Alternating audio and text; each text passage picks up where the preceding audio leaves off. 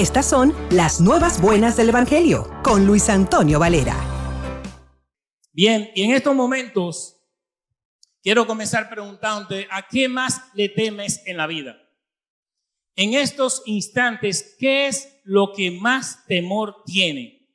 ¿A qué le temes? De eso te quiero hablar hoy. Porque no solo allá afuera hay temor con todo lo que está pasando, sino también que hay temor aquí dentro de la iglesia. Con relación al miedo, el mundo nos está transformando a nosotros en vez de nosotros transformar al mundo. Romanos 12:2 dice, no se moldeen al mundo actual, sino que seamos transformados a través de la renovación de nuestra mente. Porque es cuando somos transformados en la renovación de nuestra mente que podemos comprobar, podemos verificar, podemos vivir la voluntad de Dios, que es siempre buena, agradable y perfecta. El miedo hace que se nos olvide nuestra identidad en Cristo. El miedo hace que no comprobemos cuál es la voluntad de Dios aún en medio de las dificultades. Y hay tantos miedos o fobias como hay personas. Y aquí quiero presentarte algunas de estas fobias, algunas de estos miedos. Acrofobia, miedo a las alturas. No le diga nada, la hermana Taína, que canta aquí, va a volver la semana que viene, pero ella tenía la celebración de un cumpleaños con su familia en Miami y por miedo a volar en los aviones se fue manejando. Ustedes saben lo que es manejar de Nueva York a Miami 24 horas por temor a montarse, no le digan nada, por temor de montarse en un avión. Agorafobia, miedo a los lugares abiertos. No conozco a nadie así. Claustrofobia, miedo a los lugares cerrados. Conozco personas mayores de edad con bastón que prefieren subir 5 y 7 pisos por no montarse en un elevador y sentir este miedo. Agorafobia, miedo a los lugares abiertos. Ese sí que no conozco a nadie. Patofobia, miedo a la enfermedad. Ustedes se imaginan con lo que está pasando ahora con la pandemia, alguien que le tenga pánico a la enfermedad, cómo esas personas están sufriendo en este tiempo. Pero hay miedos también bien raros como ergofobia, miedo al trabajo. Yo conozco varias gente así. Fotofobia, miedo a la luz. Hay una hermana que cuando va a mi casa yo tengo que prender las luces porque le gusta estar como los murciélagos. Cuando voy a su casa, ven acá, por aquí no hay luz. ¿Cuál es el suyo, siervo? ¿Cuál es el miedo suyo, San Rafael? ¿Cuál? Al trabajo. Ortinofobia, miedo a las aves. Tenía una compañera de trabajo que solamente conversar sobre aves transformaba su carácter y entraba en pánico. Y fobofobia, miedo al miedo. Hay gente que sencillamente le tiene miedo al miedo. Y la Biblia dice 365 veces, no temas. De alguna manera dice 365 veces, no temas. O sea que para cada miedo del día hay un lugar en la Biblia que Dios te dice, no temas. Y siempre esa frase va seguida con otra que dice, no temas, así dice el Señor, no temas porque yo soy el Señor. Y para derrotar a un enemigo tenemos que definirlo. Por eso te quiero dar una definición de Google, una definición no de la Biblia, una que encontré en Google sobre el miedo. Porque hoy, al tú ver algunas de esas, al tú ver esta descripción, esta definición de lo que es miedo, hoy mismo tú puedes dejar algunos miedos aquí encerrados en este lugar. Dice que el miedo es una emoción. Por eso es que nosotros siempre hablamos mucho en contra de las emociones, porque las emociones no son una realidad. El miedo es una emoción caracterizada por una intensa sensación desagradable provocada por la percepción, la imagen en tu mente de un peligro que puede ser de verdad, real, supuesto, presente, futuro o incluso pasado. Pero si hoy tú te das cuenta que tienes miedo a cosas que ya estuvieron en el pasado, o que están en el futuro, que tú no puedes dominar eso, o que es algo supuesto, hoy tú puedes dejar ese miedo, hoy mismo. Dejarlo aquí encerrado en este templo. Y hay una historia muy conocida sobre esta del miedo. Te la voy a decir, no tienen que leerla, está en Marcos 4, 35, 34. Y es cuando en un atardecer Jesús le dice a sus discípulos, vamos, crucemos al otro lado del lago. Pronto se desata una tormenta feroz y las olas están revueltas y la barca se está llenando de agua. Y Jesús está, como a veces tú piensas que Jesús está en medio de tu tormenta. Él está durmiendo, pero no solamente durmiendo, Él está con una almohada. Dice la palabra, está cómodamente durmiendo. Y los discípulos desesperados le dicen, maestro, no te importa que nos ahoguemos. Lo despiertan, cuando él despierta, ya sabe la historia, él le dice a la tormenta calma y enmudece, la tormenta se calma. Pero Jesús le pregunta a ellos, ¿por qué tienen miedo? Y hoy te está preguntando a tu miedo, ¿por qué tienes miedo? Y te está preguntando como a esos discípulos, ¿no tienen fe todavía? ¿Por qué le decía no tienen fe todavía? Porque Jesús había sanado muchos enfermos, había limpiado lepra, había resucitado muertos, había sanado gente a distancia con el poder de su palabra. Por eso Él está diciendo todavía no tienen fe. Y tú que te sabes, que eres cristiano y sabes mucho de la Biblia, te dejas dominar por miedo. Entonces hoy la pregunta que Jesús te hace es, ¿todavía tienes miedo? ¿Todavía no tienes fe? Ahora, ¿qué pasa en nuestras vidas cuando Jesús no calma la tormenta? Que me dice, Señor, pastor, no desperté a Jesús. Él no se despertó, parece que está durmiendo y estoy en medio de una tormenta difícil. ¿Qué pasa cuando no para la tormenta? Tienes que saber 3 cosas hoy, sencillas. Lo primero es que las tormentas son garantizadas. Hermanos, las tormentas son garantizadas. Si no entiendes que son inevitables, cuando llegues, entonces estarás enojado con Dios, estarás decepcionado con tu vida cristiana, con el pastor, con la iglesia, con la religión, cuando lleguen de manera inesperada. Porque a veces el tamaño de una tormenta es más grande cuando es de sorpresa. A veces la sorpresa de la tormenta es la que te da más miedo. Y en 1 de Pedro 4:12 dice, queridos amigos, no se sorprendan de las pruebas de fuego por las que están atravesando, como si algo extraño les sucediera. Y Juan 16:33 dice, yo les he dicho estas cosas para que en mí hayan paz. En este mundo afrontarán aflicciones, pero anímense, yo he vencido al mundo. Quiero que hoy sepas, hermano y hermano, no importa el tiempo que tengan los caminos del Señor, los que son salvos, los cristianos, no escapan de la tormenta. Esta conversación de hoy es para invitarte a transformar tu mente, para que a través de esa fe que cantaban ahora Mari, podamos comprobar que la voluntad de Dios es siempre buena, agradable y perfecta, aunque estés en medio de una tormenta. Hermano, cuando viene un huracán como Aida, cuando ese huracán pasa por esa área que afecta, ahí están creyentes, no creyentes, musulmanes, judíos, hispanos que se creen judíos ahora. O sea, hay de todo ahí, ricos, pobres, medianos, todo. Cuando pasa un terremoto como el que acaba de pasar en México, el perímetro donde afecta a todo el mundo. El sol sale para todos. Las tormentas de nieves caen para todos. Así que el hecho de que tú seas cristiano y de que seas salvo no te libra de enfrentar aflicciones. Ahora, ¿por qué si hay un Dios tan grande, tan bueno, hay tormentas en la vida? Hay una enseñanza sobre eso que te trae mucha paz en 1 de Pedro 1, 6 al 7. No está ahí, pero te voy a decir lo que dice la enseñanza de ese versículo. La fe de ustedes vale mucho más que el oro. Para Dios, la fe tuya es más importante y más valiosa que el oro. Así que cuando se acerca una tormenta, tienes que hacerte 2 preguntas.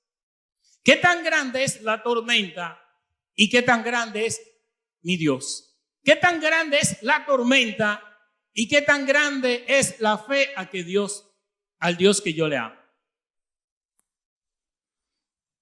La tormenta es garantizada. Número 2, el miedo no está garantizado. Al enemigo le encanta usar a la emoción del miedo para alejarnos de nuestra fe. El miedo es una opción, es una decisión. Tener valor no es vivir sin miedo. Tener valor, tener coraje es avanzar a pesar del miedo. ¿Cómo sabes que estás luchando con un espíritu de miedo? Te voy a decir 3 cositas fáciles para que sepas si en tu vida estás enfrentando un espíritu de miedo. Pone demasiado énfasis en lo que dice Satanás, y la gente que hablan por Satanás pone demasiado énfasis en el miedo.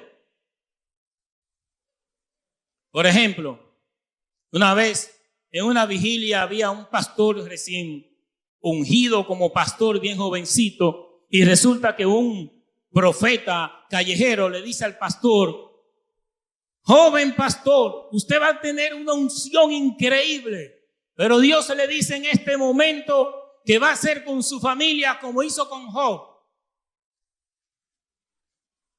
Job es ese personaje de la Biblia, que perdió a sus hijos, perdió sus propiedades, perdió a sus amigos, la esposa se le viró, le dio una enfermedad, pasó todo eso. Y a este joven pastor le están diciendo: la unción tiene un precio. Oiga esto, sierva, la unción tiene un precio. Dios va a hacer contigo, con tu familia, como hizo con Job.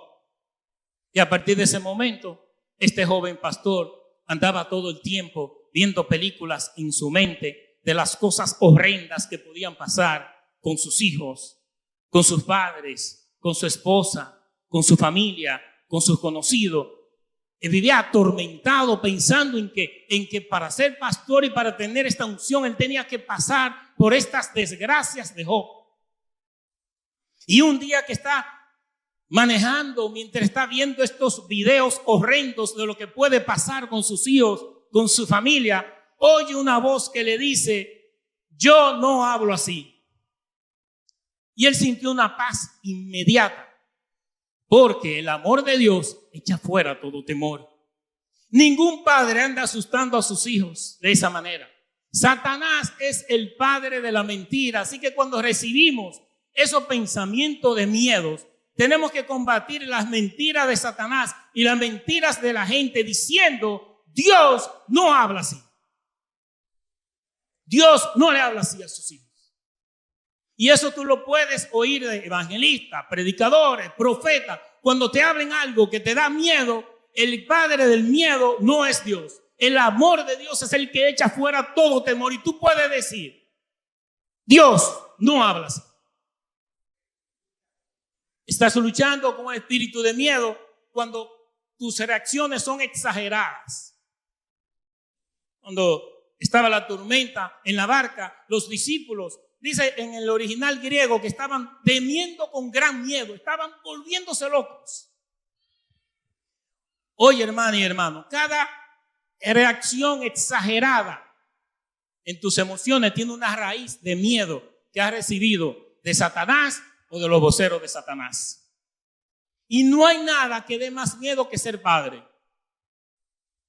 Cuando tú tienes niños pequeños y estás en una casa de 2 pisos donde hay escaleras, se cae algo y todo el mundo se para. Se cayó. Cuando mis niños se quedaban a dormir en mi casa y yo durmiendo en el apartamento, vivía en un terror grande pensando: si se caen por la escalera, habrán dejado la puerta del basement abierto, se habrá caído por ahí. ¿Quién lo va a escuchar en el basement llorando? Toda esta película de horror, preocupándome por problemas que nunca pasaron. Eso hace el miedo. Cuando tú tienes, por ejemplo, tu hija en la universidad, te dice: voy a salir, y entonces tú le estás llamando para ver si está viva a la 1 de la mañana, ahora con todos estos crímenes en Nueva York, a las 2 de la mañana, no puede dormir, la niña no contesta, el teléfono no suena, y después deja de sonar, y después que pasan esas horas amargas de incertidumbre y de miedo, te das cuenta que la niña estaba noqueada, dormida, y nunca salió en nada. Algunos de ustedes, hermanos, que están asustados exageradamente. nadie se ha caído, todo está bien, la barca no se hundió, la joven estaba durmiendo. Estás luchando con un espíritu de miedo cuando el miedo sigue dominándote después de la tormenta. Y nos creamos frases como jamás, nunca jamás. E inventamos palabras nuevas, jamás de los jamares. Estuviste en un avión, pasó una tormenta, con una querida hermana nuestra en estos días, que el avión por poco se cae, según ella. Entonces tú concluyes, dices, jamás de los jamares. Más nunca me monto en un avión. Prefiero ir a Miami manejando que tomar un avión. Luego de un divorcio difícil, dice, no me voy a casar más, jamás. Tengo un amigo bien cercano que dice, mira, para yo meterme en una relación nueva, me tienen que traer un certificado de un psiquiatra notarizado aquí en los Estados Unidos, no en otro, aquí notarizado, antes de meterme en una relación. Comenzaste un negocio, no te fue mal, tuviste pérdida. No, mejor me quedo como empleado, recibo mi cheque seguro. Y te perdiste por miedo la oportunidad de tener tu propia empresa. Te dio una enfermedad, ya eres sana. Los médicos dicen que eres sana. Dios dijo que ya estás sana y sigue preocupándote. ¿Y cuándo volverá? Los médicos dijeron que tienes una enfermedad y ahora le crees más a los médicos que al sanador, nuestro Dios, Jehová Rafa, el que sana. Pero es algo muy importante, sierva. Las mayores lecciones de tu vida, los mayores aprendizajes de tu vida son cuando logras sobrevivir la tormenta. Y el tercer punto de hoy es, la fe es imprescindible. Por eso, hablando con Maricy esta semana, oyeron todas estas canciones que hablan de fe, porque la fe es imprescindible cuando enfrentas el miedo. Derrotamos al miedo con una abundancia de fe, no por la ausencia de problemas. Cuando todo está color de rosa, la fe ahí está tranquila y dormida en la barca. La fe es para cuando aparecen las aflicciones y las dificultades en la vida. Quiero contarte algo muy especial que no se te va a olvidar. Cuando Jesús dice, sígueme. Cuando Jesús dice, sígueme a los discípulos, ¿cuál es el resultado? ¿Cuál es el fin? ¿Para qué que Jesús dice, sígueme a los discípulos? Jesús, fíjense, no dice sígueme para que sea una buena persona. Claro, si tú sigues a Jesús, termina siendo una buena persona. Pero si tú lees los 4 evangelios, Mateo, Marcos, Juan, Lucas, en ningún momento Jesús le dice a los discípulos, sígueme que te voy a hacer una buena persona. Sígueme que te voy a hacer un buen padre. Sígueme que te voy a hacer una buena madre. Sígueme que te voy a hacer un buen estudiante. Sígueme que te voy a hacer rico. Sígueme que te voy a hacer famoso. Te voy a poner en un libro que todo el mundo va a tener en el mundo que se llama la Biblia. Él no dice, sígueme que tú no vas a enfrentar aflicciones. Sígueme que tú no vas a tener. Él no dice nada de eso. Entonces hoy yo quiero que tú descubras conmigo por qué Jesús dice, sígueme. ¿A dónde es que Él quiere llevarte? Nunca te dice, sígueme que tú no vas a tener dolor. Entonces, esto es lo que pasa. Usted sabe que a mí me encantan estas reuniones que hacen en la Biblia, porque de ahí se definen cosas muy serias que definen tu vida cristiana. Y Jesús hace una reunión. Yo me imagino ese memo de esta reunión. Reunión mandatoria, obligatoria, sin excusa. Solamente los 12 discípulos. Ahí no queremos a María, a Marta, al amigo Lázaro, que es muy amigo de nosotros. Solamente a los íntimos, a los 12 discípulos. Porque lo que vamos a hablar hoy define cuando Jesús dice, sígueme. ¿Para dónde que Él quiere que te siga? Y Jesús se reúne a los 12, aparte, en privado. Solo ellos. Y lo que Jesús va a compartir aquí es lo que define para qué Él te dice, sígueme. Y Jesús comienza con su discurso en Mateo 10:16 y le dice, los envío como ovejas en medio de lobos, por tanto sean astutos como serpientes y sencillos como palomas. Y ahí los discípulos quizás si están mirando, nos va a mandar en medio de lobos. Aquí parece que va a haber problema. Pero antes de eso Jesús le está diciendo, oigan, vayan a predicar, digan que el reino de los cielos está cerca, limpien leprosos, resuciten muertos, sanen enfermos, expulsen demonios. Y yo me imagino a los hermanos discípulos, gloria a Dios, aleluya, vamos a hacer toda esa maravilla que Jesús hacía. Vamos a resucitar muertos, qué bueno. Un discurso donde la gente comienza a gritar las frases populares en la iglesia. ¡Viva Cristo! ¡Aleluya! ¡Gloria a Dios! ¡Que vive para siempre! Eso, vamos a resucitar muertos, vamos a sanar enfermos. Están súper emocionados. Pero Jesús va para otro lugar. En Mateo 10:17 sigue él diciéndole, muy calmado, tengan cuidado porque los entregarán a los tribunales y los azotarán con látigos en las sinagogas. Y ellos comienzan como a cambiar el tono, me imagino. ¿Cómo? ¿Que no van a dar golpe? Pero esto no fue lo que tú nos dijiste cuando dijiste sí, ¿no?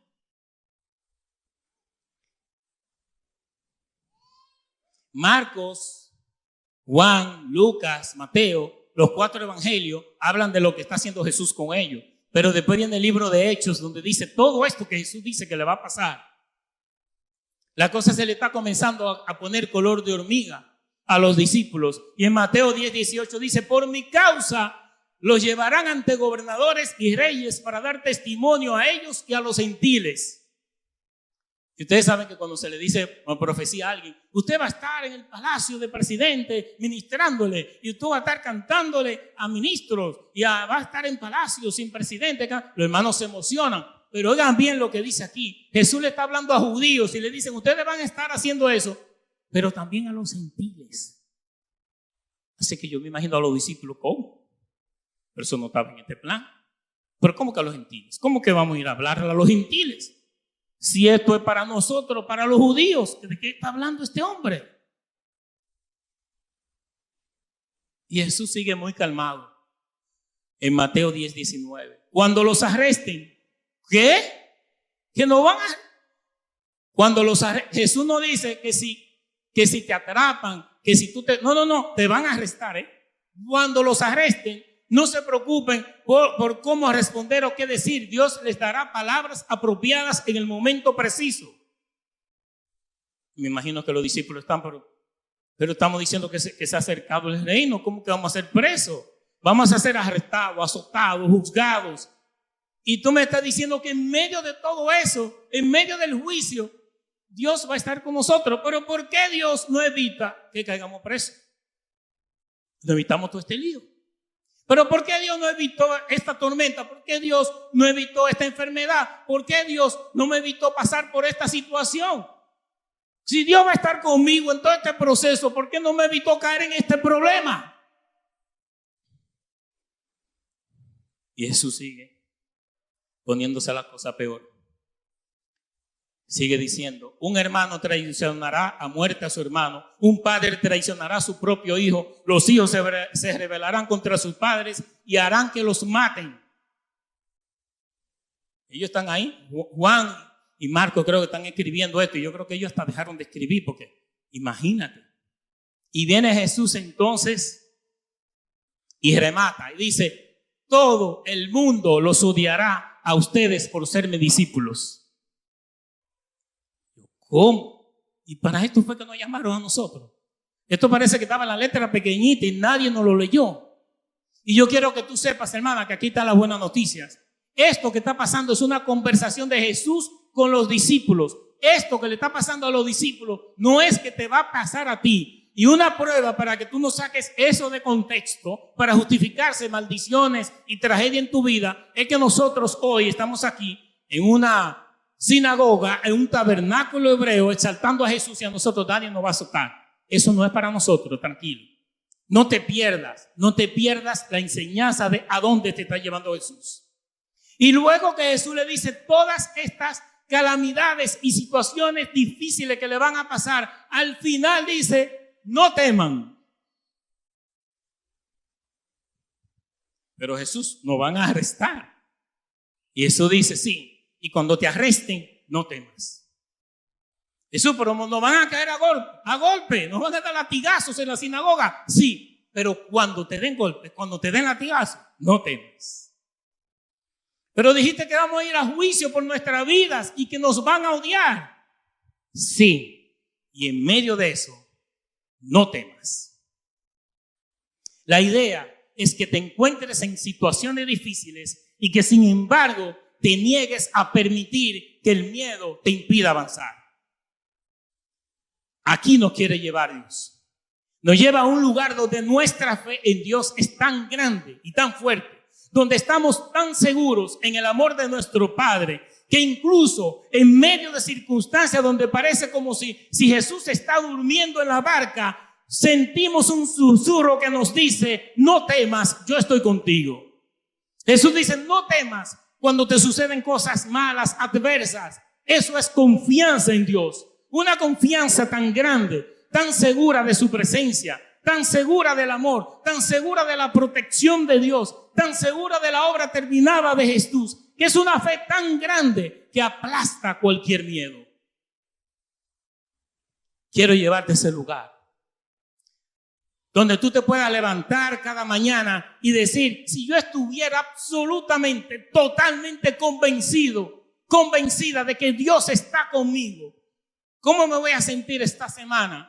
A partir de mañana, cuando vaya a un jefe que no me gusta, de un compañero de trabajo que parece una representación de Satanás, cuando tenga esa cita con ese abogado esta semana, ¿qué pasaría si tú estás totalmente segura de la presencia de Dios en tu vida y tienes que enfrentar los ataques de tu ex la semana que viene?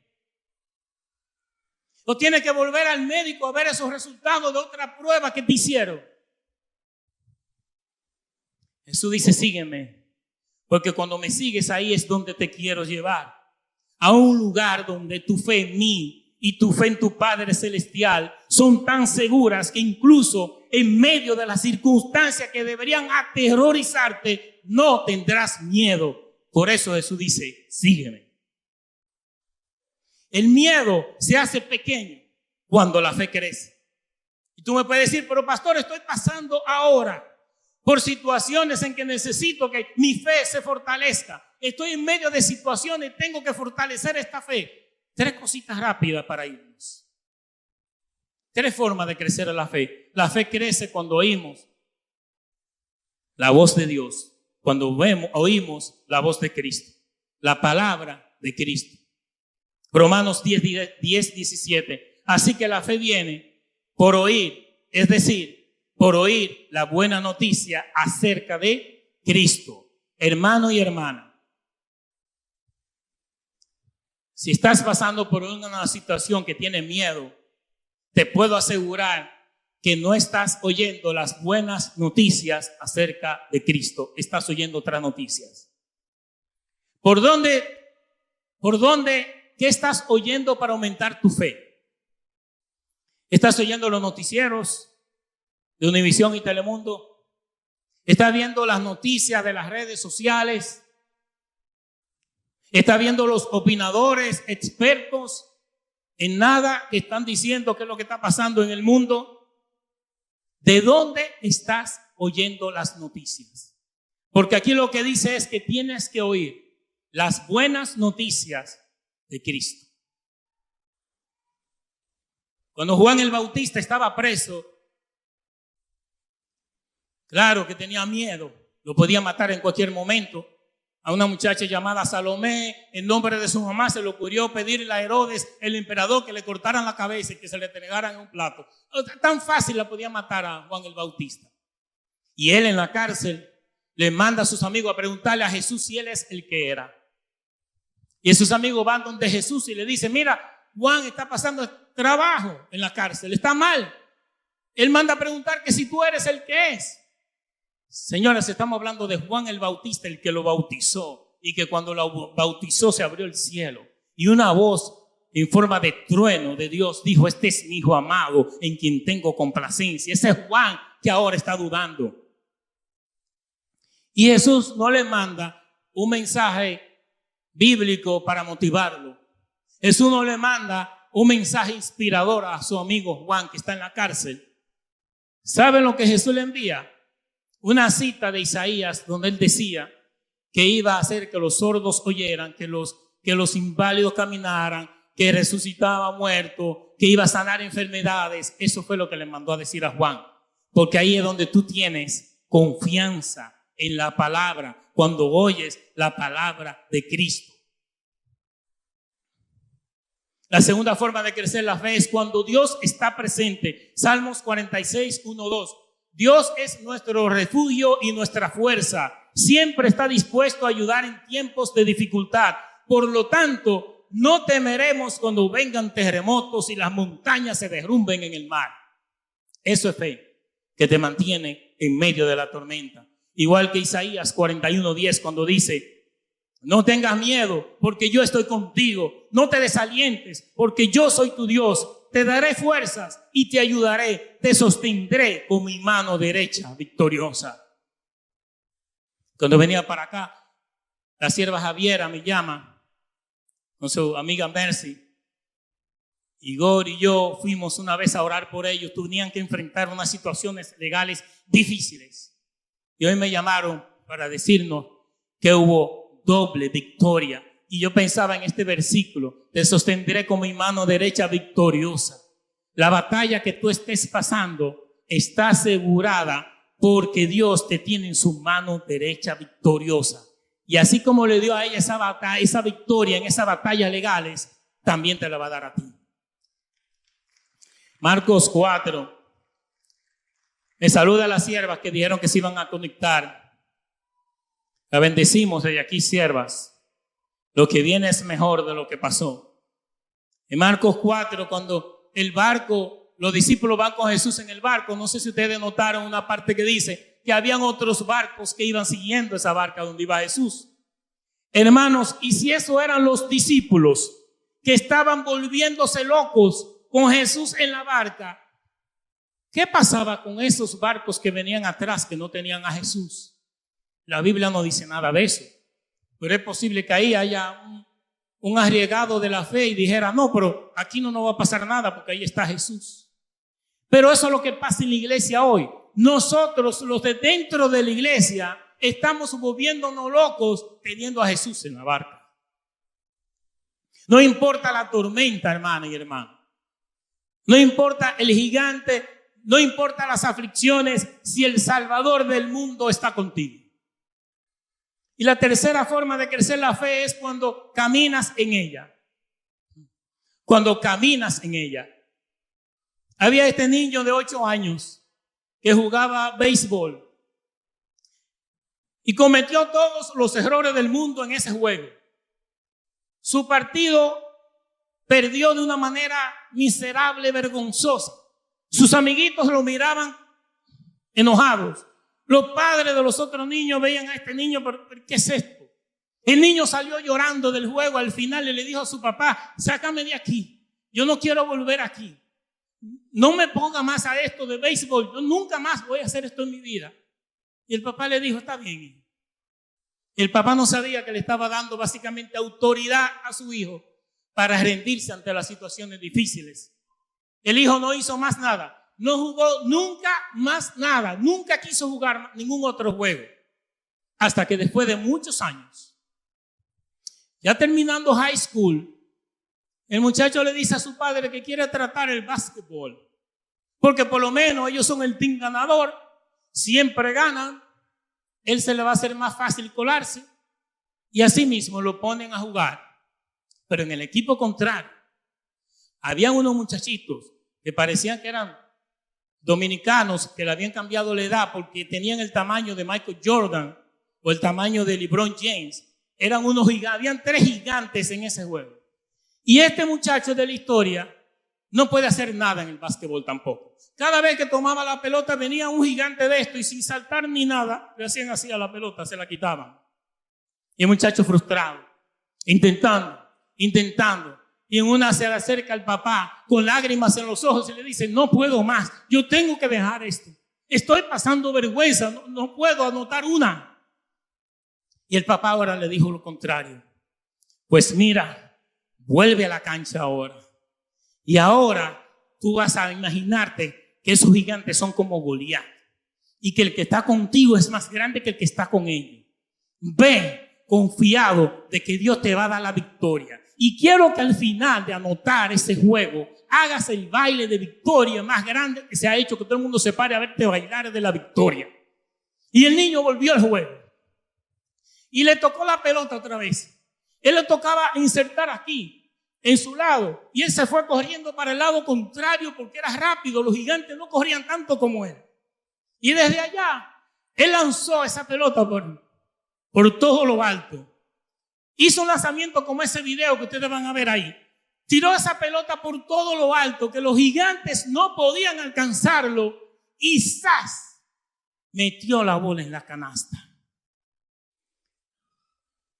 Para que tú sepas que no puedes abandonar, que no puedes rendirte, que Dios te da la victoria, Dios te da el poder, Dios te da la sabiduría. Para que sepa que en Filipenses 1:28 dice: no se dejen intimidar por sus enemigos de ninguna manera. Eso les será por señal a ellos de que serán destruidos, mientras que ustedes serán salvos aún por Dios mismo.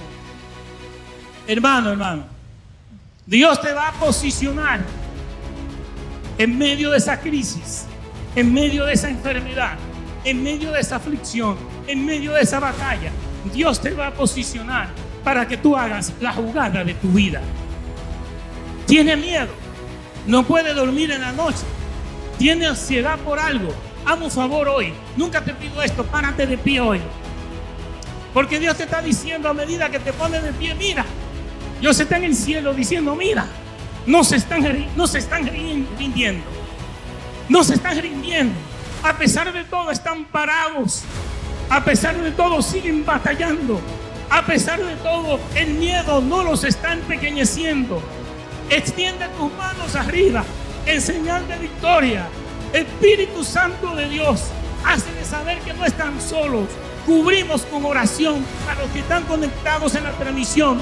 Oramos por cada persona que está luchando con un espíritu de miedo. Le decimos ahora a ese espíritu de miedo, fuera en el nombre poderoso de Jesús. Le decimos a ese espíritu, yo soy un hijo, yo soy una hija del Dios Altísimo. Yo soy la justificación de Dios en Cristo Jesús. Declaro paz y poder en medio de la tormenta, para que no digan jamás, sácame de este juego, ya no aguanto este trabajo, ya no aguanto este jefe, y puedas decir, Dios, dame una segunda oportunidad, déjame tomar la bola otra vez en mi mano, déjame tomar el bate otra vez en mi mano, porque de esta salgo en el nombre poderoso de Jesús, porque Él es mi pastor y nada me falta.